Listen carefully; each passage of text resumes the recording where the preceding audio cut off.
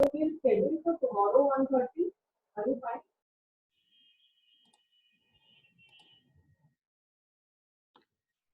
So very happy morning to all of you. Welcome to HHC Slowdown episode 9.2. Let me just take you with the flow of today's episode. We'll be exactly starting with the episode discussion soon after this, followed by the presentation from our episode partner Coffee Brook at 1:15, and then we'll follow up with the business networking at 1:25.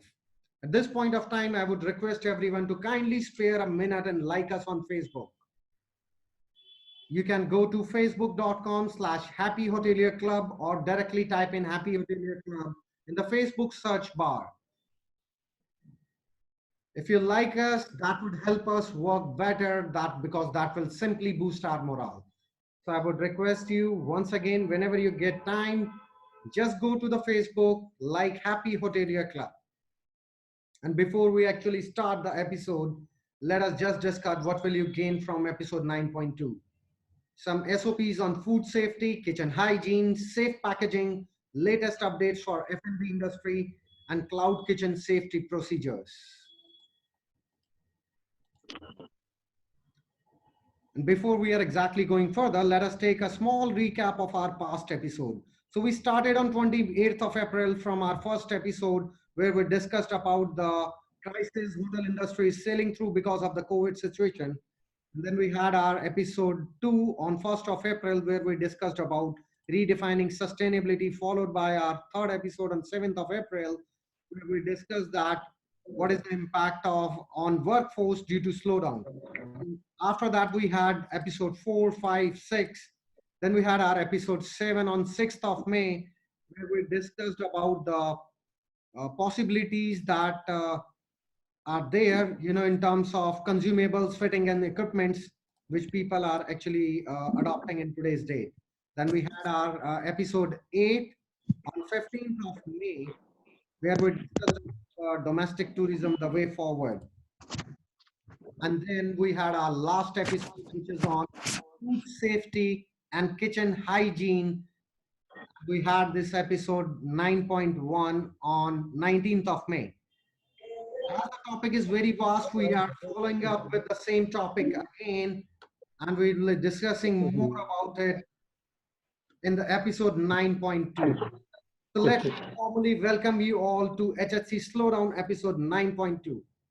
And at this point of time, I would request Ms. Tarandeep Full to kindly introduce our guest moderator for the episode. Over to you, Taran. Thank you, Dheeraj. We welcome Mr. Manav Sharma. He's the moderator of the episode number 9.2 today. Just a brief introduction about Manav. Manav is a director of Ambrosia Hospitality. He's a celebrated chef and an ex-Taj group. He's worked on projects in India and abroad with Taj. He's been a restaurateur and a partner for more than 10 restaurants in Delhi, which included the famous Ploof, Blanco, The Kitchen, Bagel Cafe, and Ignis, to name a few. He's been the Gourmet Chef Awardee of Times of India, Hindustan Times, and India Today. Till now, he set up about 50 plus F&B operations in India and abroad. And as a director of Ambrosia Hospitality Solutions, he provides end-to-end solutions for all his projects from conceptualizing to execution. Over to Manav. Thank you, Taran. A very happy morning to everyone. Before I begin, I would like to really acknowledge and welcome each and every member and participant of Happy Hotelier Club who is there on this call today. Thank you for being here. Before I introduce the Happy Hotelier Club to you, I would like to share my personal experience with them. I have been following their episodes very closely and have participated in each and every webinar conducted till date. Thank you, Happy Hotelier Club, for giving me this opportunity. HHC is responding to the present and pressing needs of the hospitality industry and making a real difference. Ladies and gentlemen, it is my privilege to introduce the Happy Hotelier Club to you. Happy Hotelier Club was conceptualized in January 2020 and is the brainchild of 3 very passionate hoteliers who have come together for the purpose of bringing hoteliers on a common platform for communication and exchange of ideas on industry-related issues and new trends and practices. A perfect platform for any hotelier to come together to interact, share, and rediscover themselves. Their vision is to be the world's first and best platform for hoteliers to provide happier ways of networking, learning, exchange of ideas, and even career insurance. I would now like to introduce the amazing people behind this venture. Ashish Gupta is a passionate hotelier with operations as his core specialty. He has served several brands in India and the United States. He's been a part of the pre-opening of JP Green Golf and Spa Resort and instrumental in the launch of the Grand Prix in India. He has also contributed to various F&B establishments. Mr. Ashish Gupta, the Chief Operating Officer. Hi, happy morning to all. I would now like to introduce Mr. Dheeraj Agarwal. Dheeraj is a strategist and an IT expert with a very rich 18 years experience and is the backbone of the Happy Hotelier Club with his amazing managerial and leadership skills. Mr. Dheeraj Agarwal, the Chief Technology Officer. Hi, a very happy morning to all. I would now like to introduce Ms. Tarandeep. Taran has over 20 years of experience in public relations, marketing, and advertising in the hospitality, lifestyle, and luxury segment. She has held multiple brand launches in India, like the F1 Grand Prix in India, the Six Senses Spa, and Papa John's, to name a few, along with launches of very high-end luxury real estate projects in India. She was also heading the PR and marketing division of the India Representative Office for destinations like Canada, Holland, Philippines, and Ras Al Khaimah. She runs a branding and marketing firm called Uplifto and a PR firm called Sambandh PR. Ms. Tarandeep, our Chief Demonstration Officer. Good morning to everyone. Ladies and gentlemen, I would now like to introduce our very distinguished panel for this episode of Happy Hotelier Club. Chef Rajiv Janeja, Corporate Chef of Lemon Tree Hotels. Chef Rajiv started his culinary journey with the Taj Group of Hotels. During his illustrious career, Chef Rajiv has launched many high-quality restaurants like the Machan and Ricks at Taj Mahal, Delhi, Arena at Taj Deccan, Thai Pavilion at Vivanta, Hyderabad, and Masala Bay at Taj Lands End, Mumbai. As the corporate chef of Lemon Tree Hotel Group, Chef Rajiv heads both the verticals of production and service of all the 80 hotels in 48 cities that fall under the Aurika, Lemon Tree Premier, Lemon Tree Hotels, and Red Fox brands. He is also accountable for the group's upcoming hotel projects. Chef Rajiv's culinary journey took him to countries like Switzerland, Singapore, Malaysia, and France. He has also been featured extensively on popular cookery shows. Chef Rajiv is the proud recipient of the Tata Award for Business Excellence. With a career spanning over 34 years, he brings with him a rich and relevant experience of launching exciting new restaurants and food concepts. Chef Rajiv is presently playing a key role in revamping the Lemon Tree Hotel's culinary strategy and is assisting the group to achieve the vision of being the dominant player in the mid-market hotel segment in India. Chef Rajiv is a very passionate and serial marathon runner and has been pacing for many prestigious marathons like the Airtel Delhi Marathon and the SBI Green Marathon. He has been constantly involved in raising funds for social projects. Welcome, Chef Rajiv Janeja. I would now like to introduce our next panelist, Chef Sudhir Arora. He is the Executive Chef of Travel Food Services. Chef Sudhir Arora has an experience of over 25 years in the culinary field. He has been associated with brands like Leela Hotels, the Grand Hyatt, ITC Hotels, and the Oberoi Group, where he was taking care of flight catering operations for a period of 14 years and is now in the airport food retail industry. He has exposure to all known forms of food service operations, research and development segments, including retort packaging and other similar fields in food technology. He is also an expert at HACCP. Welcome, Chef Sudhir Arora. My next introduction is Mr. Achin Kankar, who is an IHM Pusa alumni. He started his career from the Park Hotel and has a journey of over 20 years with the experience of various cruise lines. He has been instrumental in setting up of food and beverage operations at New Delhi International Airport. Mr. Achin is a certified auditor and a trainer in various quality control management systems and process. He has trained and set up food safety and quality management systems at the Park Hotels, the Taj Sats, Sky Gourmet, Oberoi Flight Catering, the Lalit, and even manufacturing industry like Shakti Bhog, Rice Units, Ruchi Soya, to name a few. Welcome, Mr. Achin Kakkar. I would also now like to introduce Mr. Pankaj Gupta. Pankaj is a founder of FM Food. His brand, Flaming Chili Pepper, is a household name in the vicinity of Vasant Kunj, a prime locality in South Delhi. After completing his chef training at Leela Kempinski, Bombay, he sailed with the Carnival Cruise Lines, Miami, and got a great exposure to world cuisine. Back in India, he worked with ITC Hotels, Mughal Sheraton Agra, and ITC Maurya Delhi. He then ventured to founding a 70-seater multi-cuisine restaurant called Flaming Chili Pepper in South Delhi, which ran successfully for 15 years. Since the last 2 years, he has added cloud kitchens to his repertoire of business. He runs multiple brands under the banner of FM Foods called Flaming Chili Pepper, Masala Roma, and Wok of Fusion. He is also associated with cloud kitchen brands like Hukum, Uns, Bao and More, Dil Se Punjabi, etc. Welcome, Mr. Pankaj Gupta. I now want to introduce our very lovely episode partner, Coffee Brook. Coffee Brook handpicks their coffee beans from their own estate in Coorg, which are then roasted with love and brought to you for that amazingly fresh cup of coffee. We will be sharing more about them and other very interesting products that they have later in the episode. Thank you, Coffee Brook, for your support.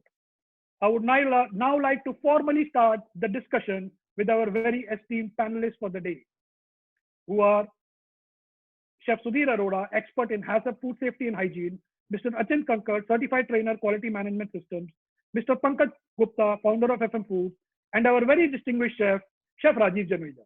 Chef Rajiv, if I may please start with you. Chef, Lemon Tree Hotels has been leading the response to the pandemic that we are all dealing with. You were the very first chain of hotels to support the nation with quarantine facilities across India. So can you please share what Lemon Tree Hotel has been doing and across what properties? Chef Rajiv. Thank you, Manav, and thank you, HHC team, thank you, Manav, for the nice introduction. I think you have already introduced so much. I don't need to introduce myself. Not taking much of time, I will take you through, as you said, about the quarantine business which we are doing and quarantine guests we have in our hotel. As you said, that we have 80 properties and across pan India, and of course we have 2 properties out of India also, which is in Dubai and in Bhutan. We'll be coming up with more. So in India, we are actually having many hotels where we have quarantine guests.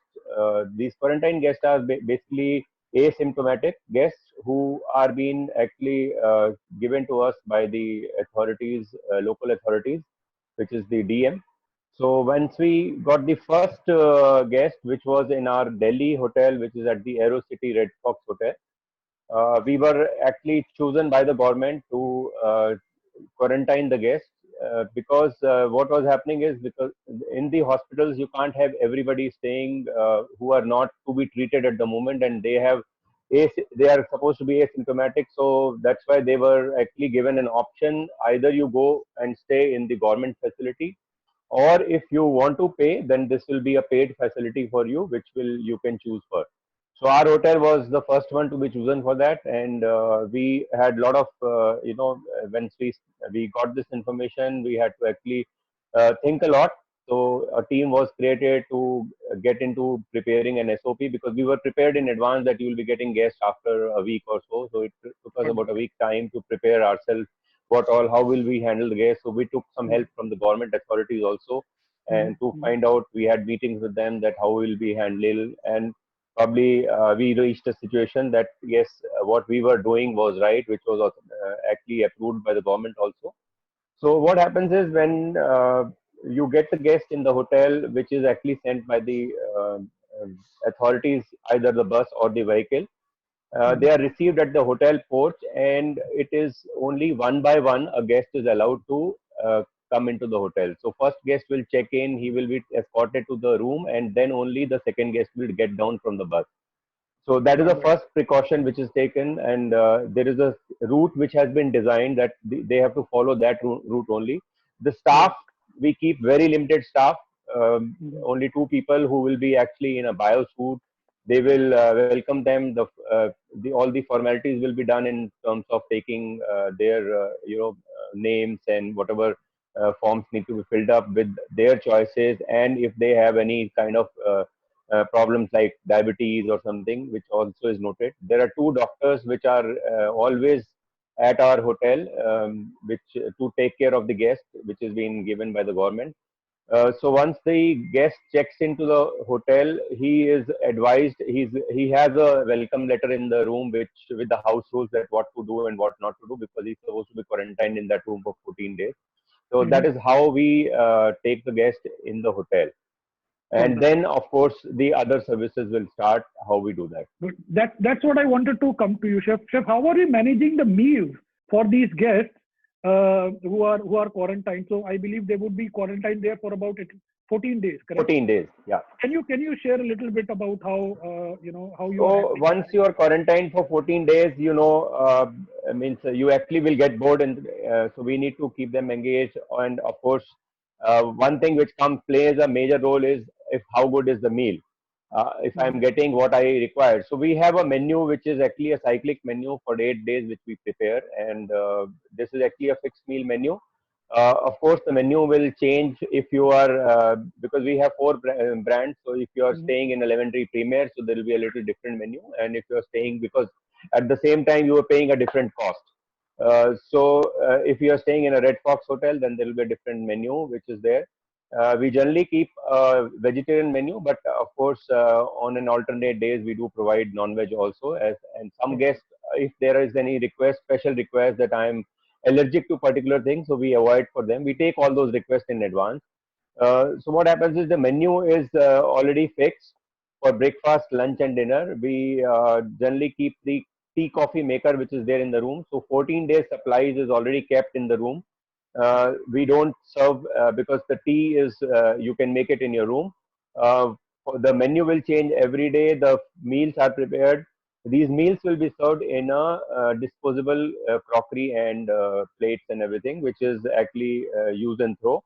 So meals are served at a particular time. This is already given in the house rules that these are the timings when your lunch and dinner and breakfast will be served.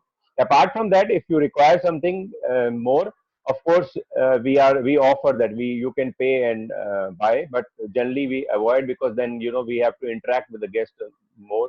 But looking at if somebody is really onto this, that no, I want something, so we do that. Sure, sir. Chef, can you tell me a little about how the actual operation of and the service of the food happens? Yeah. So there is a designated staff who will go on the floor, and they will always be in the bio suit. Once the meal is prepared, packed, it is taken to the floor. The room, every room will have a coffee table kept outside. The staff is not supposed to enter the room. The bell will be, once the meal is kept on the table, he will ring the bell, and guest is supposed to come out, take his meal, and take his meal inside, eat it, and after eating, you can for throwing the plates and everything, you just need to put it in a garbage bag and keep it outside, which will be cleared from there. The staff is not allowed to enter. Also provided in advance in the room. Yeah, all the we provide them linen, we provide them all the amenities in the room for 14 days. Unless until you really finish that, you can always call us, and we are on touch on the phone, and we can keep it outside, and you can take it inside. That's what we do.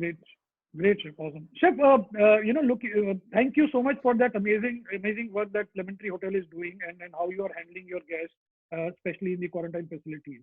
Chef, I now want to ask you about the staff, and what systems did you put in place, especially related to the kitchen operations and the food. If you can let us know a little bit about it. See, as we all know that for taking care of all for our staff, we need to maintain distancing, sanitizing, and all these things need to be happening. So what we have done is we have actually taken a lot of precautions that none of our staff should get affected of anything. And touch wood, so far means all our staff are safe, and there is no problem at all. We have been taking care of them. So what happens here is that once what precautions we have taken, every staff who's supposed to come to the hotel, they are checked for the temperature at the entry gate. And if any staff is found to be having some temperature or any kind of symptoms, he will not be allowed to enter the hotel and he is sent back home. And then, of course, further HR is informed and they will take care of him how to do that. Once he's entered the hotel, he has to go to the lockers first. And then there he has to take a shower. We provide all the facilities in the locker rooms where he has to definitely take the shower. There is a security guard which is kept outside the locker room so that he keeps helping them to ensure that they are taking shower, and there is also distancing being maintained in the lockers, not to make it too much crowded. So there are a number of people set as per the size of the lockers that they will go there and they will accordingly take a shower and come out and then report to the work. That's what we are doing. Great, Chef. Awesome. Thank you. Thank you for letting us know. Chef, in kitchens, to start the operations, we need to have staff briefings. In the era of physical distancing, how are you managing staff briefings of different groups of people? We have done 2-3 things. One is we have gone quite digital operations. Like we have a group on WhatsApp of all the staff, which is the executive chef makes a group of all the staff. So he any kind of instructions he follows that on the group of the kitchen, which is forwarded to all the staff so they can read, and in case there is any important information they can follow. But at the same time, if in case we have not allowed common briefing now at all, we are doing a section briefing because every section will have 1 or 2 staff. So the executive chef will maintain a distance at the same time, and he will brief in the section if it is required. So that is how we are trying to maintain the distance. Got that. Chef, anything specifically you are doing in terms of kitchens which is new to distance the team from where they are working, and to make sure that if you have told them that they will stand so much apart, but when you are working, you are so engrossed that you might move around, you go around to pick something. So how do you manage that in terms of workflow? We have actually, what we have done is we have identified places that these are the places where staff will stand, keeping the workflow in mind. That this is our workflow, a person is cooking here, person has to move here. So accordingly, keeping the distance in mind, which is about 6 feet, we have actually identified place, and now we are also going into putting a sticker on the floor whereby staff and even the chef knows, and anybody will know that he's standing at the right place. Initially, we had told them that now what we have done is we have actually identified a place that these are the sticker and everything has been done, and that is how they will stand and that is how they will do. Got it. Thank you, Chef. Thank you. This is very, very, very innovative idea and concept. That these days, these stickers are available now. Like these are 1.5-2 inches sticker in 2 different colors. You can choose your own color. Like we have chosen red and yellow color, and that is how we'll be doing it. Great, awesome, great. Very, very, very good takeaway from this conversation. Chef, I also want to ask you. Not all hotels are quarantine facilities. Soon you would be having guests. How are you going to handle F&B operations for regular customers and regular room guests? Yeah, so of course, in some of our hotels, we do have regular guests also, which are not been quarantined from some companies, which there are certain companies who have given us some business. So what we are doing is to maintain the distancing. Of course, our restaurants are closed as per the government notification, so none of the restaurants are functioning. So all the meals are being served in the room.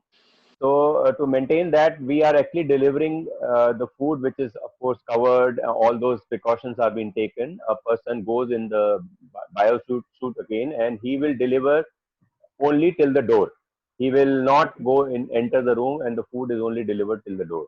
And once he comes back, of course, he has to take all the precautions of sanitizing himself, and all these precautions have been taken. All the in fact, we have gone into the detailing of not giving any cruet set in the room, which is for salt and pepper. We are only giving single sachets, which is one-time use. In case anything comes back, like in terms of butter or something, which is unused, that will be again quarantined for 48 hours. In case we think that it can be reused, it will be quarantined for 48 hours, and then only it can be used again. So before I move forward, I have one last question with you, which is that normally hotels are known for their buffets, especially the breakfast buffet. In this current situation, are you doing buffets? No, we are not doing buffets at all. Of course, in coming time, we definitely know that we will have to go in for buffets. So again, we are preparing SOPs. We have already prepared that how will we handle buffets. So buffet will be again, you have to maintain social distancing. We'll be marking where the guest will stand and how will he move on the buffet. There will be staff behind who will be serving the food. The guest is not supposed to pick up the food themselves. That is what we'll be doing. Got it. Great, chef. Thank you so much for that amazing insights about what the hotel industry is doing, especially what Lemon Tree is doing. Chef, I will come back to you. I want to now move to Chef Sudhir Arora. Chef Sudhir, I want to ask you. Happy morning. Yeah. Yeah. Good morning, Chef Sudhir. How are you? Chef Sudhir, you were there in our last episode also, and we had discussed about certain health and safety measures. Could you just take us through the prerequisites, as you call them, and what are the fundamentals that hospitality businesses need to do to be safe in these times? So there'll be a lot of prerequisites which we require to install even before we start our operations. So this is starting from receiving till the food store to the main kitchen to the restaurant. We have to have certain physical barriers. We have to have certain sanitizers to be put in place. We have to have uniforms for our staff to be done. So we need these prerequisites to be in place even before we start. So receiving, like we said, we will have uh, social distancing markings. We will have areas designated to quarantine groceries. We will have areas to ensure that only one delivery van or one delivery person at a time enters our premises, and he's screened and tested. Even before he comes to our premises, he has to give us a declaration of good health and that he's not in bad health. He does not have a cold and cough. Like the for the staff, we will have to do. It's similar for the. So then after that, we will have to have protective wear for the people who are touching that containers which are coming from outside. They'll be wearing lab coats, mask, and gloves. And we have to ensure that the outer cartons, outer coverage, secondary packaging is discarded outside the receiving. That does not is not allowed to come inside the premises. From there, the perishables are sent for sanitizing. The groceries and dry store items are kept in quarantine. The chilled items are straight away sent to the chillers or deep freezers. So that with different procedures for different kind of items which we receive. Then at the store again, everybody is not allowed to enter the storage area.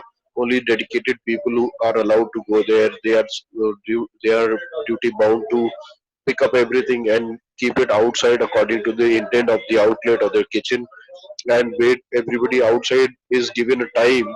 Main kitchen has a separate time. Outlets would have a separate time to come and pick up their stuff. So there's no overcrowding and stuff. So when you Right. go to the outlet or the kitchen, there you have a different set of rules that you decant everything from their original packing into a sanitized, sterilized container, and it goes inside or the kitchen only when it is removed from the outside covering. So there's a lot of ways and means and procedures which we have to follow even before we start. So that is Got that. the yeah. Great. Thank you, chef. Thank you, chef, for those insights. I would now like to go to Mr. Achint Kakkar. Achint, you are both a auditor and an FMC, FMS trainer. Achint, how can hospitality operations, F&B businesses, what do they need to do in detail in terms of, what kind of systems and processes to put in place and how to go about doing that? Can you please share? Sure. As you can see, there's a lovely slide that we just been shared, which shows the 4 pillars. If Dheeraj, can you get back the slide, please? The one that has the 4 pillars. Hello. So yeah, like we can see on the slide, it says you got the four pillars. First is the PRPs, the procedure, the product and produce, and then people. Of course, it could be in any. The order can be revised if you want. But of course, these are the most important and basic things that we talk about when we are putting in place any management system for an operations. So the first thing that comes along is the policy, which every organization has to formulate for themselves. You know, the policy, it goes in hand in hand with their vision and the mission that they have to also formulate. You know, as a management team, what exactly are they going to do? So in times in today's times, we can always go back and revise our visions and mission. You know, it could be that we are dedicated to providing an environment which is safe for our guests, for our employees. You know, it could be related to Corona definitely, but of course, generally speaking. So you formulate policies thereafter. You know, and based on them, then you lay down your procedures, which can also be related to your SOPs, your standard operating procedures, or procedures in general about. So like Chef Sudhir and the chef before, you know, they very nicely pointed out what exactly is being done operationally to ensure these things, you know, are already in place, and what kind of protocols everybody needs to understand and follow in their respective work processes. So these have to be ingrained in SOPs in the manner that people are trained on them. They are communicated to them very clearly. So these trainings will happen as per the requirement of the organization, as per the uh, maturity of the processes. You know, what kind of people are we dealing with? So maybe a new employee per se needs rigorous trainings. You know, so you can have very frequent training programs for them. A person who's been in the organization for a longer time, of course, needs to be trained on different subjects on a little more mature level. So these kind of training so what happens is when once you have these training programs in place, then comes the communication part. This is one part of communication, but then there are other ways in which you keep communicating, which is a regular reminder for everyone. You know, what exactly they have learned in the programs and what they're supposed to be doing every time. So a lot of organizations which can also, which I've seen people do it, you know, they come out with some booklets, some kind of very handy material which is given out to the staff, which they keep in their maybe lockers, in their pockets, or somewhere which, you know, is always handy and ready, so that they can quickly refer to, let's say, cooking time. It's already there, because usually it comes down that it's a CCP or a critical control point for most of the operations, so they understand, you know, exactly what is to be done.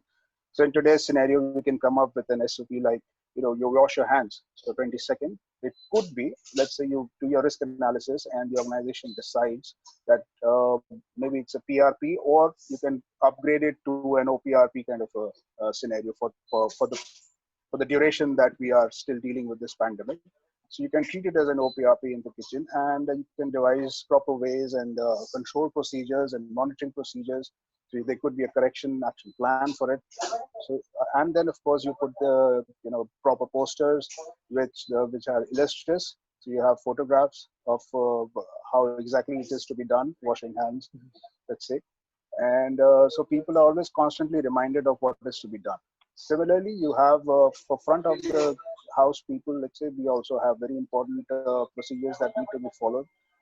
Similar training programs have to be you know, recorded and discussed, and of course trainings have to be provided for them as well, because that is the key area where when once the person comes in contact, even so when we talk about service or kitchen, it's usually you see a lot of hotels these days have show kitchens which are already there in front of the guests.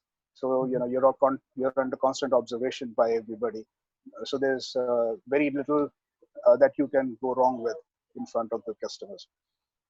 So then there's the produce and the product. So as we had already discussed earlier, anything that is coming into the company, into the premises, in terms of product or produce, it has to be checked thoroughly, has to be sanitized properly.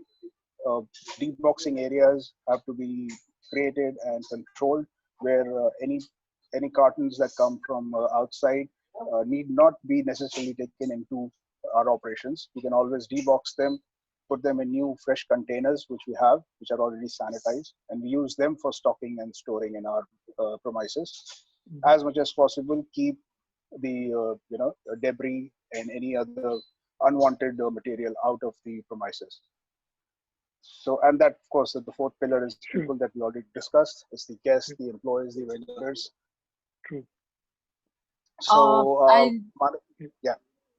Yeah, good. Thank you, Achint, for that. Chef Sudhir, I want to come to you. You know, Achint said something about setting up policies and procedures.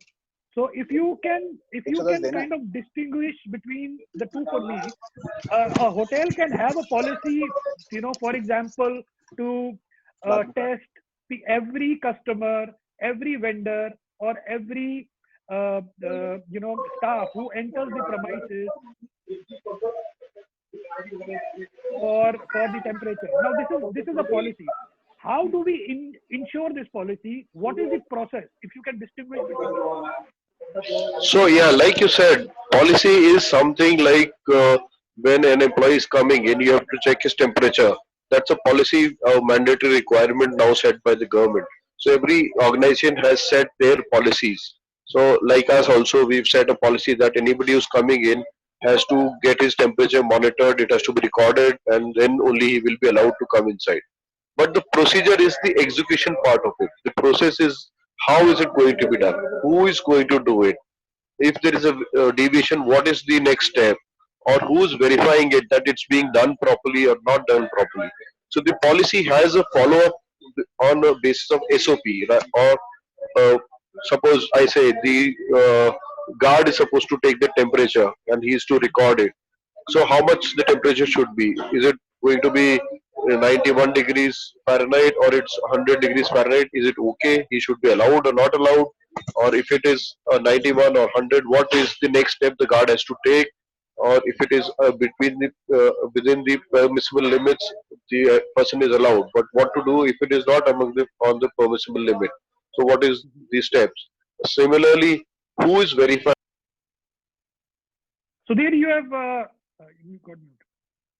Did the guy record it properly or he just passed it up later in the day? So that is verification by the dedicated COVID manager, which is to be done. So this is the procedure or the process which we have to follow post the policy making. So the policy is something which has to be enabled and pursued by the process. Thank you for distinguishing it and laying it threadbare. Thank you, Sudhir. Achint, I want to come to you. You know, we have always spoken about the prerequisite plan. Can you just tell me, you know, what is the basic fundamental to be put in place for each and every F&B establishment today, from a home delivery outlet all the way to a hotel? Which are the, you know, and if you can just take us through that, what is the very basic things that they have to do without which they cannot open or they cannot start their operation? All right. So when we talk about a PRP plan, that is a prerequisite plan. A prerequisite in a layman's term is, you know, what we call is the basic requirements. It's a requirement, you know, it's a prerequisite. So it's before you start anything, it's already mentioned or it's already mandated by the law that you have to follow. So, and these can be definitely found on, you know, if you go into the FSSAI website or you take on the schedules, it's in schedule 4 for catering, I guess. You know, you'll have a exhaustive list of, you know, what exactly is to be done by all the organizations in the F&B sector and the catering sector.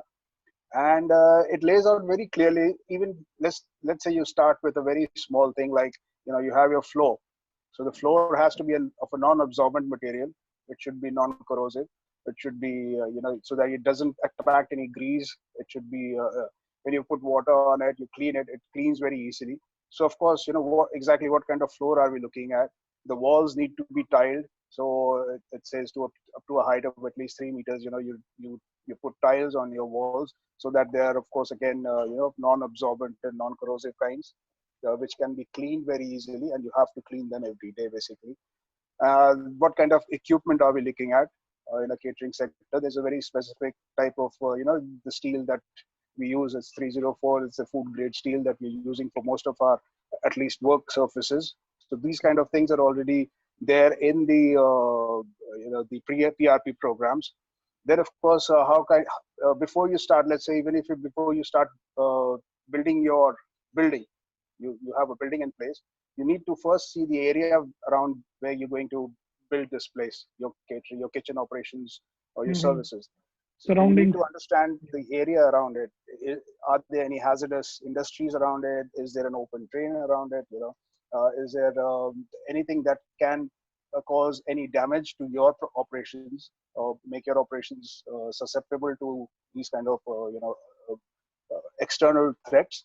So before you start operations, you need to see the environment there. If it is feasible, if it is good, it's in a food zone, it's clear, then of course you can go ahead and start working on it. Then there comes your your blueprint for your the place. So when your kitchens and you're designing your kitchen, it has to be done so that the ventilation is properly done. You have a good ventilation system. The exhaust is proper so that there's no humidity inside the kitchen. There's not excessive heat buildup, because of course then the people suffer. You have a lot of sweating, and because the kitchen is a hot area, of course. So these things have to be accommodated and planned for before we start our operations. These are like the PRP programs. Then there are other basic things like the kind of uniforms that we have. Then again, so you have to go and find out the best fabric that is available in the market for use, maybe in kitchens or services, which are again easily washable, cleanable, and they don't attract too much dust or grease onto them. Right. Then there are. Yeah, I got that. Yes, thank you, Achin. I would now like to go to Mr. Pankaj Gupta. Pankaj, you are running these amazing food delivery outlets. Almost 7-8 of them. You have operating more than 3 big base kitchens. You have a staff of more than 40 people. Pankaj, if I can bring you in to start with, what is it that you are doing differently ever since this pandemic has come in? What things have you put in place in terms of your systems and operations, etc., to make your deliveries and packaging safe? Pankaj, if I can bring you in, please. Hi, Manav. How are you? Very well. Okay, so a lot of change in the last 3 months. The way we operated, where we thought earlier the focus was more on food and cleanliness. Now suddenly the focus has shifted from food. I shouldn't say shifted, but parallel has moved into human side also. Earlier, we were only worried about cut, bruises, and cold. Now we are worried about much more things than that. So what we have really done now is, after especially the pizza incident happened, that we have tried to move the staff closer to our kitchens, which means, if possible, we have moved them very close to our kitchen so that they don't travel through a public transport. They don't have to go through different places where they can get infected. So once they're closer to the outlet, they can easily come in, and we have more control on the environment they come from. We have also given accommodation to a few of our staff in certain kitchens so that we know, okay, this room, we have hired some additional rooms. We just get the minimal amount of staff there to have distancing so that we don't get infection from outside. But just to be sure, the basic sanitation process happens. When the staff comes in, their temperature gets checked, their basic format of the cold cuff and other things are inquired about before they are let into the kitchen, the washing of hands. Those things do take place, so the basic SOP which is followed when the staff comes in. But we need to understand cloud kitchen setup is quite different than a 5-star hotel setup or a big kitchen setup. We don't have that amount of space where we can have a 10 feet difference, or we have different departments coming in. We have we don't have the luxury of space. So what we have done is we have reduced the dishes we have. We reduced the manpower required so that we can have a distancing which is mandated by the government. Plus, there are some minor changes in the operations. Like, for example, earlier a chef would make a dish, put it in a container and push it for the packer. The packer was supposed to cover it with the lid and put in the bags he was supposed to do. We have changed that. Now Chef is the one who's going to put a lid on the container. Well, a very minor thing. But what really has happened is, by doing that, now nobody else can actually infect the food which has already been inside the container. So hot food gets never infected. So we have saved that. We have put a barrier in between. Now the packers are now going, once their food is there in container, packers are going to spray it with alcohol, the isopropyl 70%, just to make sure the outer container is sanitized. The same thing happens when it puts in the delivery bag. The delivery bags are further sanitized. So this basic change in procedure makes sure that there is no infection in the kitchen and nothing gets transferred from one part of the kitchen to the next one. So this is the basic change which has happened in terms of production of it. But if we go towards the delivery for a cloud kitchen like us, for any other cloud kitchen, would always have two major parts. One is an online aggregator. One is going to be a self-delivery. Yeah. Now, So I want to come to Chef Sudhir at this moment. Chef, Yes. Pankaj has shared his the new practices that they have put in place in their existing home delivery business. Can you Right. please look at that and see and share if there is anything further that can be done at this stage before we are actually dispatching the material? So yes, sanitizing is a very good idea. Sanitizing the outer cover, sanitizing the container is a good idea. One more step I want to add to the final packing of food is writing the name and the temperature of the food handlers. The person who's packed it, the person who's delivering it, his name and his temperature during the time of packing and production should be mentioned. It gives a long, big confidence, and it gives a boost to yourself that yes, you are sure that you're doing the right thing. When the customer sees that, he will be very happy to see that you've gone one step further and you make sure that the person who's brought the food is within the right temperatures and he is not suffering from high fever.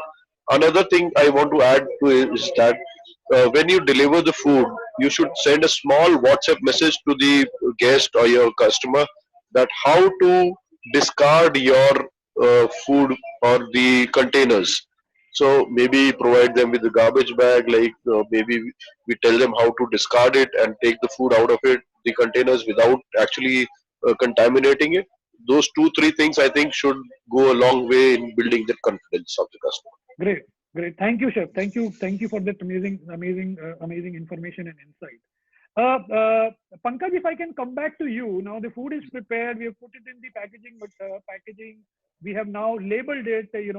You have disinfected it with alcohol. Now it goes to the dispatch. So can you tell me, because I have had the privilege of experiencing a lot of these backend of our backend kitchens. There is a lot of teams which come. Swiggy person is also there. There is somebody from Zomato. There is somebody, your own rider is there. Aggregators people are there. How do you manage social distancing at that point of time? Because there is a lot of outside people coming into your kitchen at that time. What are you doing and how are you handling this? So luckily our cloud kitchens are not that big. So it's easy for us to coordinate off. So what we have done is we told all these aggregators and everybody that you're not going to enter the premises. There is a dedicated number, a poster there which says that for the OTPs as required by Zomato, please call this number and take your OTP. Don't come in, don't interact with us. The only difference what happens is there's a table lying there. A packer is going to come, provide him his package, take his temperature, because this temperature eventually is logged into the Zomato site and our own site also. The only thing is we are not being doing is we are not being telling the customer what the temperature is, but we on the back end are logging it. So this aggregator do not come to us. They don't enter the premises. They're standing outside. Only the person whose order is ready walks up to the table and picks up his food order. Okay, got that. Thank you, Pankaj, for that. So once now the food is moved from the kitchen to the packaging area, there is an aggregator or your own delivery person. He carries the food order to the customer. Can you tell me what happens at the end, at the customer end? How are you handling that? You know, because he will ring the bell, he will come in contact with the customer. How are we addressing that part of it? So that's become much easier now with the fear factor coming into play when customer doesn't want to talk to the delivery boy. So what we insist on the direct orders is the customer pays online. The moment the payment is done online, we don't really require to be in physical contact or we're closer to the customer. So moment my delivery boy reaches the premises, let's say on the ground floor, he calls up the customer, sir, I'm here. Where do you want this order to be placed? Nowadays, most of the houses do have a bag hanging outside the door where you can place it. If not, customer suggests us where to place it. The delivery boy is going to go there, place the order, and come down and call again. Okay, sir, we have placed your order. Please pick it up. So the human interaction has been reduced to almost zero, except in very rare cases, the customer still insists on paying on cash. Else, our interactions are very low. Great. Thank you, Pankaj, for that, for those processes and the insight that you've given us and shared the best practices that you are doing. Thank you for sharing us with our members and with our participants. Most welcome, Manav. Thank you. Pankaj, I have a question. This question has came in from a number of participants actually. So two questions actually. One thing, what is the most appropriate material to be used for packing containers? One thing. Secondly, how important it is to have a secondary packing? Okay. Now let's talk about the Indian segment. Let's say a butter chicken. So we have no choice. Everybody is going to pack it in a plastic container. So it's going to be covered. It is sealed. And everybody does give a secondary packing, which is an outside bag, which is a paper or a plastic. So if technically it doesn't really matter, it's this paper or a plastic, because the life of coronavirus in both of these segments with particles are much higher. Even if 12 hours or 8 hours, it doesn't really make a difference. I prefer plastic is because easy for just to spray alcohol over it. It doesn't get soggy. It doesn't try to break much. So it's good that you have a plastic container which goes in a plastic bag, and this plastic bag is then sprayed with alcohol. Ashit, does it answer that? Yeah, that should. Thank you. Anything else? Fine for now. Thank you. Great. Thank you. Thank you, Pankaj, and thank you, Ashish, for bringing up that question. I would now like to go to Chef Rajiv, if I can come to you. Chef, I know that Lemon Tree Hotels, in my experience, and I have stayed at few of the properties. There are certain hearing impaired and listening impaired people that you employed. Can you please share with me, about this, and also in times of this crisis and this pandemic, what are you doing to handle and manage that? Thank you, Manav. Before I take you through, I just wanted to add on one thing which I was talking in my last question, that there is a training which is also available, which is now becoming mandatory by the FSSAI.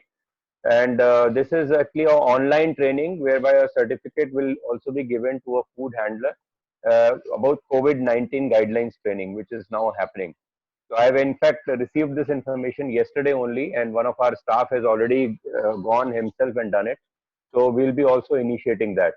And apart from that, you were asking me that while the staff is entering, what precautions are you taking? We are also gone into taking a declaration form from the staff that he is safe, and he is also Arogya Setu app is very, very important for all our employees that they need to download, and our HR keeps checking on that. That is very, very important. Just wanted to update you on that. Coming back to our initiative on, we call them ODIs, which is opportunity deprived Indians. So these basically include EWDs, which is employees with disability. Again, they are further bifurcated into physical disability and intellectual and developmental disability. So in that, basically, it comes to speech and hearing employees, which are SHIs, which we hire, and then we have also orthopedic handicapped people, which we have. We also have low vision. We have acid survivors. So we hire all these people. We also have, Down syndrome people. We have mild autism employees also, which we hire. We also hire some segments of EcoSoc, which is basically employees who are economically and socially, magnetized segment, which we hire them. So these are the basically employees which we get into our hotel. Now, at this point of time, when so much of dilemma is going on, and these employees are, because of lockdown, a lot of employees are sitting at home. So our team, who is basically handles the sustainability, they are, continuously in touch with them, and then they speak to them through their parents on a Zoom call or a con call or a video call to check about them and make them feel happy. That is what we are doing at the moment. Great effort, amazing effort, Chef Rajiv. Especially for the upliftment of these people, economically deprived people, and supporting. These are 15%. Our mandate is that 15% of our employees will be of these categories. And this is across the board, across all departments? Yeah, yes. I would say, yeah, it is basically all departments, but mostly in operations, like, we use them into kitchen stewarding. We have it into the F&B service. We have a lot of them help us in housekeeping. So these are the employees which are there. Great. Thank you, Chef. Thank you, Chef, for that insight. There was a lovely discussion from the panelists today. Thank you all for your input and information. I would now like to hand over the rest of the proceedings to Dheeraj. Dheeraj, if you can please take over. Wow, what a wonderful effort by all the speakers, and especially our great moderator, Mr. Manav. Thank you all the speakers once again. It was a lovely interactions, and we have gained some, thoughtful ideas that how to look forward to fight with the current situations and how to improve the SOPs. Thank you all. At this point, I would like to invite Ms. Meeta from Coffee Brook, who is our sponsor for this episode. And let's hear a word from Ms. Meeta. Namaste, everyone. A big thanks to HHC for giving me this opportunity to showcase my products and my company. Coorg is a part of Karnataka, and Karnataka boasts about 71% of the entire coffee plantation in India, and Coorg boasts around 40% of that. And our estate, this is our estate in Coorg, which is at 29,000 feet above sea level. So in our estate, we grow Arabica, we grow Robusta, and we grow this among fruit trees and native trees to Coorg, which gives us a distinct flavor to the coffee by itself, which is a hint of chocolate and nuts. Sorry. We also grow our coffee under very specified shade grown conditions. So again, that improves the flavor of the coffee by itself. So when you say flavored coffee, it does not just depend on how you roast it. It also depends on how you cultivate your coffee. And that's where we, for the past 11 years, have improved the cultivation process of the estate to bring in better flavors of the coffee. We do not use any pesticides or insecticides. We use natural nutrients and also organic fertilizers for the plants. Again, this also enhances the flavor of the coffee. And as there's no machinery involved, this is the entire estate is on manual working, where the coffee is handpicked, then it's sun dried, and the entire process. There are two processes of coffee. One is the wet process, and the other one is the dry process. As a master roaster, I would prefer to use a dry processed coffee because it kind of retains the membrane of a coffee bean, which is very important during the roasting process of the coffee. And this is the roasting process that the entire process happens in our estate. And this is the roasting where the beans are where the beans are first graded. That is, they are different forms of grades of beans. That is your AA beans, your plantation A, and your AB grade. So we segregate those beans and then we roast them. So generally we do not believe in bulk roast at all. As I said, we segregate the beans. So a particular grade of the bean is roasted first, and then the next grade of the bean is roasted. So that way, our USP of the company is to give out fresh coffee to our clients. So for an example, if a cafe or a hotel asks us for 10 kgs of coffee per month, we do not give them the 10 kgs of coffee in a lump sum. We divide that for the entire month, and we give them in small orders, like maybe 5 kgs for 2 weeks or 2.5 kgs per week or something like that. So the coffee given to the cafes is completely fresh at every order. So we have 3 products when it comes to coffee. We have the 100% Arabica, which is known as Site. All my products are named after the native flowers of Coorg. And this Site, that is Arabica, has a very mild flavor, and it is roasted to specifications. So we consult with the cafe owners and hotel owners as to what kind of blend or what kind of roast they want, whether they want it mild or whether they want medium or dark roast. The next one is Tok. That is, in our language, Tok means gun, and Robusta has a very strong flavor to it. So this is also again roasted in specifications of the clients. Our next one is Kafi. Kafi is a flower which is common to both Arabica and Robusta. So could I have the next slide, please? Yes. So this is our favorite. This is my favorite blend, because what generally I do here is what I do is I consult with the companies directly, and I ask, we make a blend for the cafe or for the hotel, which is indigenous to them. And this is a product which which is again one of my favorites. Let me tell you a small story about this.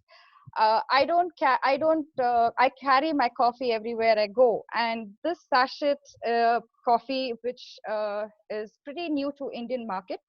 When I was traveling from Chandigarh to Delhi, I opened one of these sachets in the flight, and I had 5-6 people coming up to me and asking me where this aroma is coming from, because the entire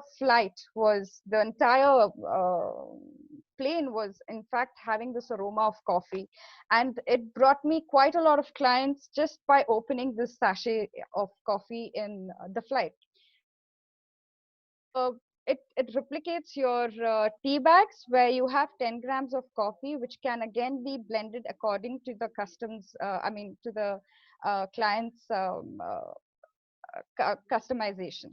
My other products are, I make soaps and scrubs out of coffee, and the soaps are actually they do have a chemical base, a very slight chemical base, but my scrubs are 100% natural, and they're all made out of coffee which comes out of our estate. That's all about my product, guys. And for the HCC members, I would be very honored to give you a special package for experiential estate visits that happens during the coffee season between December and April. Thank you. Thank you, Meeta. That was lovely hearing out from you on your coffee. And I would request you if you can drop your contact details in the chat box so that whosoever wants to contact you can come back to you.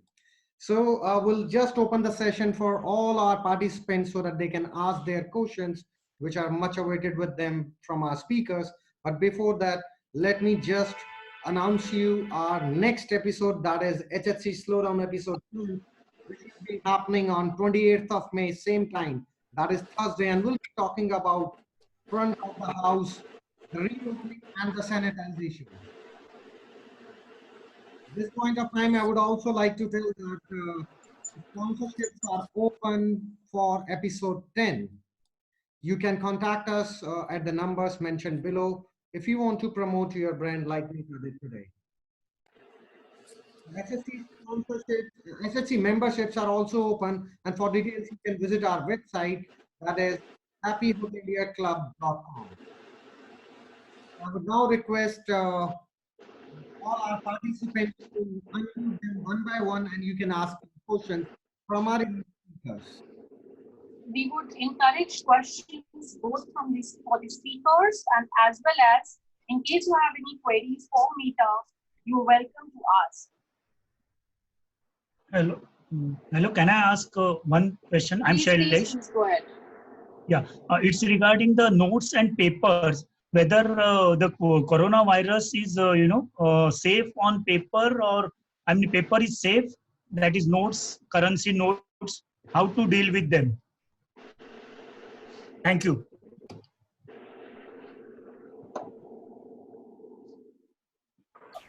So Manav, would you like to depute this question to one of our speakers? We can bring in Nitin. He's our QA guy. Yes, Rajiv also can come in. Anybody. Yes, please. Yeah. Hi. Regarding these currency notes, it's they are carriers to an extent, so it's good to avoid using currency notes as much as possible. It's in this day and age, it's very easy to switch over to online digital payment modes. So if we can try and be on those modes, it's much better, and so it will help. Even in FSSAI, if you see, there's a notification which says you can avoid handling cash. Encourage the customers to use contactless mode of payment in case credit debit cards are used, and sanitize the card machine.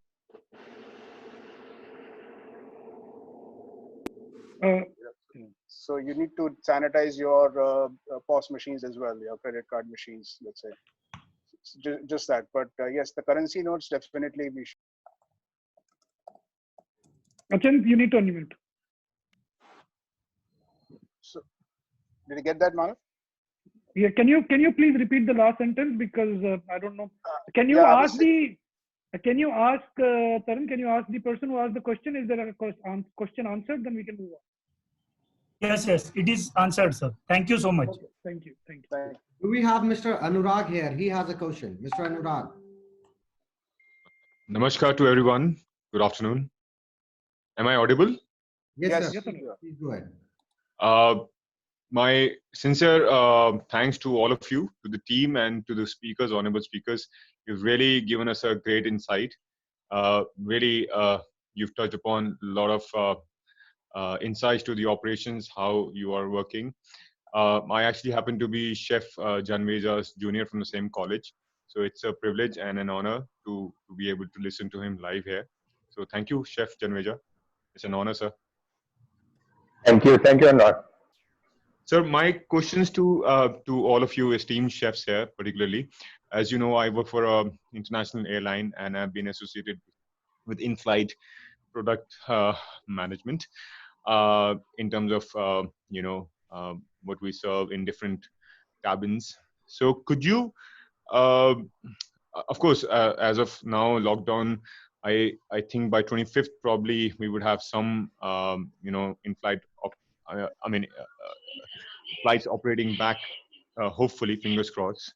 And there will be, of course, some catering and other allied products which will be used in flight.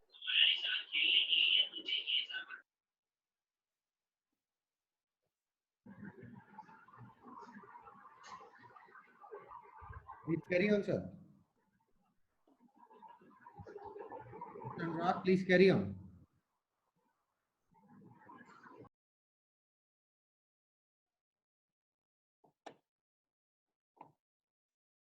Mr. Anurag, please unmute yourself and carry on.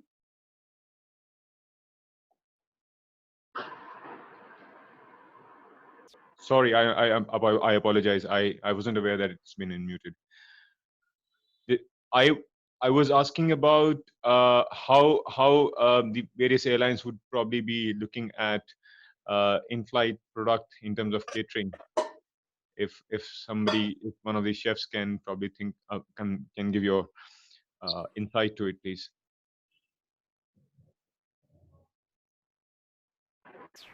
Anurag, what I have read yesterday, there were some rules which have been actually sent out by the government that there will be no in-flight service happening. That is what at the moment government has not allowed any in-flight services happening. Is that through DGCA, sir? Is that Uh, through DGCA? that I need to Maybe. check, but Okay, fair enough. So yesterday only yes, there have been some. Chef Sudhir here. I like to intervene. Sorry. So if you can repeat your question, I just got the last part. If you'll repeat it entirely, I'll answer it entirely. Okay. I'm sorry that probably the mic got unmuted. No, I had some audio connection issue. So my question to all the chefs here is, like Chef Janmeja just said, there must have been some guidelines by Civil Aviation Ministry, or the DGCA regarding in-flight for domestic flights. I'm also considering longer duration flights wherein catering would have to be thought about. As of now, of course, the ministry is talking about domestic flights only, but eventually there will be some international flights, and eventually the sectors would open up. Some of the international flights in other countries have already started. Yeah. So I just thought if there was any thought about how these in-flight caterings moving ahead would look like, and how the food would be served in flight. That is one. So yeah. So Acha, you have another question? Yeah, this can probably be discussed now, and then I'll. So how food would be looking like in near future is that the DGCA has got clear guidelines for air catering units. First of all, Sorry, who's no got the guidelines? Sorry, I missed the word. Who's got the guidelines? DGCA, that's the General of Civil Aviation. So those guys have got this guideline to the air caterers that we cannot serve them the previous elaborate meals, and first service, then we have another service, then we have a tea and coffee, then we have a liquor. So it's all gone now. Domestic specifically, it will be limited to pre-packaged food. So it will be pack of chips, juice, water, or things like that. At the best, it would be a packet sandwich or a muffin to be given. So we will not be having any meals as such now for the near future. International, how we look at, we do not have any guidelines as yet, but how we look at it is similar things will fall in place, and the kind of service we will have is again packaged, maybe 2 or 3 different type of sandwiches depending on the duration of the flight, or 2 to 3 different kind of food packets, which may have a juice, a muffin, or a sandwich, another packet with chips, and another juice, and another beverage, some more sandwiches, some whole fruits, things like that. So that is the whole thing is that the least amount of intervention by crew, and there's not too much of contact within the crew and the passengers. So crew is just there to facilitate them. There have been also talks that the food packets can be given to them during the boarding time, but I don't think that will happen that way. Yes, because during boarding, I mean, there are a lot of other factors in terms of Yes, temperature, how to screening and all that. So that will not happen. I don't think it will happen, but there's a thought going behind it. Do I answer your question? Yes. Thank you, Chef Sudhir. Thank you, Chef Sudhir. Pleasure. Anurag, do you have another question? Well, no. This is probably, again, there'll be it's a learning process for everyone involved, because everything is so unprecedented. So things like special meals, for a longer flight, like say Delhi London, normal duration of flight is 8 hours 40 minutes. So for that particular flight, if there are special meals to be catered like that, and special dietetic meals, then those would probably start, because normally on those flights there are 2 services which are supposed to happen because of the nature of the flight and the duration of flight. And I think over a period of time, these things will get evolved, and there will be a lot of yes, we'll have. There are airlines like Air Asia and Emirates which have already probably started operating the flights, and they've already started doing flight catering. So it'll be good learning. It will be good learning to see how. Yes, certainly. Thank you, Anurag, for taking up such a good question. It is very informative for all our participants. Thank you for Anurag, participating. which airline you represent? I am sorry, ma'am. I cannot. I'm not allowed to say that. Okay, no problem. Sorry about that. There was another thing which I wanted to, unless somebody has a question, and I'll stop. But there was one thought in my mind. I'll share later if time allows. Sorry, Mr. Manav, Shailesh here. Again, the one point regarding that currency notes is done, but the newspapers and magazines, will they be allowed, or they will be, discarded, or how to go about it? Thank you so much. So you are asking about newspaper and magazines in the paper, other papers material, whether in hotels or in flights, whether they will be kept or will be discarded. I mean, will not be in use for some time. Yes, somebody can hear. Yeah, Achit this side. Yes, Achit. Hi. As per your concern for these paper, for currency notes or any other paper material that for that matter, there's no scientific evidence right now to corroborate that there is a direct link to they being carriers of the COVID, the virus itself. So in the initial days, as you understand, a lot of people had stopped newspaper circulation. They had stopped taking newspapers because of this concern, and people were afraid of currency notes. And we saw quite a few of these news-related, as in China, they were disinfecting currency notes. But I think that has all been stopped now. But of course, we have to limit the use of these materials because they change hands very often. So instantly, when you change hands, there could be that reason that you transfer some kind of virus. But as far as the paper lying around and they being carriers of these germs or viruses is highly improbable. So there should not be that much of a concern in the long run. Thank you. Thank you so much. Thank you so much, sir. Thank you. So anyone has any more questions, they can unmute their phone.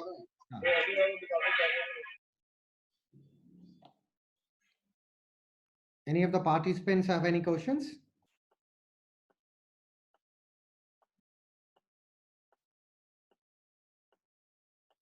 Okay, so I would request Ms. Tarandeep if you can actually, conclude the episode and you can actually give some more brief. Over to Ms. Taran. Thank you, Dheeraj. I guess this entire episode on food safety, hygiene, kitchen, which is a continuation of 9.1, which we did recently, has been useful for all the participants. In fact, I've been chatting with a few participants and they feel that there has been some takeaways for the day. We would like to know more, in case it has benefited, but in case you have some more queries, we would be happy to address it with the panel today and let you know later. There were a lot of takeaways because these are the direct SOPs which hotels are working on, especially Chef Rajiv. He's been doing it live right now. So I think we really wanted him to contribute and give value to this episode by sharing what he's been doing. And so was the contribution by Achint and Chef Sudhir Arora. So I hope everybody benefited out of it. We look forward to seeing you soon. That is next Thursday, 26th. It would be sort of an extension of the episodes we've been doing. It will be on hygiene and it will be focusing more on front office and the touch points of the guests, which includes the banquets, the lobby, and the rooms. So I think we will be having some housekeepers and an esteemed panel again to share what they're doing in terms of SOPs right now in the real time. So we look forward to having all your time for the next episode. Please block your time and date, 26th, 12 noon. Look forward. Thank you, everyone. Thank you, everyone. And stay safe, stay healthy, stay at home, maintain social distancing, and do not forget to log in to the next episode. That is episode 10 on 28th of May, next Thursday, coming Thursday. Bye-bye. See you all. Thank you so much, sir. Thank you. Thank you. Bye-bye. Thank you, Chef Rajiv, Mr. Achint, Chef Sudhir, and Pankaj for participating in this episode. Thank you all for coming. And Thank you, Achint. Thank you very much. Nice meeting. Thanks so much.